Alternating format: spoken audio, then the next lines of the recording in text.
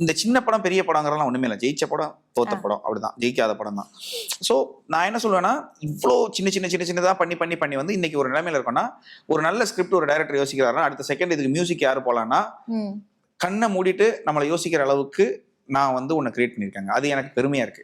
அப்புறம் இப்போ ரீசெண்ட் டைம்ல நிறைய மீம் வருது, இவருக்கு ஏன் இந்த படம் கொடுக்கல, இவருக்கு கொடுத்துருக்கலாமே, ஏன் இவருக்கு கொடுத்து, இப்படிலாம் வருதுல்ல. அது இல்லை, ஒரு இதையுமே நம்ம பண்ணலை. இப்போ எல்லாரும் சொல்றாங்க நீங்க பிஆர் பண்ணி இது பண்றீங்கன்னா, நான் என் பாட்டுக்கே நான் பிஆர் பண்ணது இல்லை.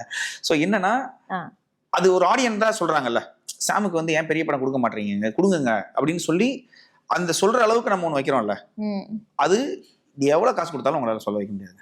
நீங்க எவ்வளவு காசு வேணாலும் கொடுங்க, இன்ஃப்ளூயன்ஸ் பண்றவங்க சொல்லலாம்.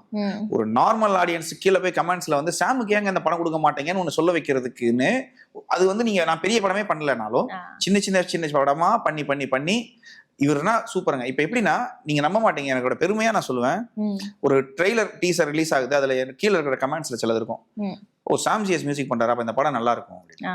அது ஏன் நல்லா இருக்கும் அப்படின்னா, கண்டென்ட் இருக்கிற படத்துக்கு சாம தேடி போவாங்கங்கிற ஒரு கான்செப்ட் இருக்கு, கண்டென்ட் இருக்க படம் சாமி எடுப்பாருங்கிற ஒண்ணு இருக்கு. ஸோ அது ஒரு நல்ல ஒரு இதா இருக்கும். இனிமே நம்ம நிறைய படம் இப்ப லைனப்ல பெரிய படமா நிறைய படம் இருக்கு. ஸோ பெரிய படம் பண்ணிட்டா சாம் வந்து அண்டர் ரேட்டட் இல்ல ஓவர் அப்படிலாம் கிடையாது. நம்ம என்னைக்குமே அதே தான், நம்ம அண்டர் ரேட்டடா நம்ம ஃபீல் பண்ணதே கிடையாது. நம்ம ஹாப்பி தான்.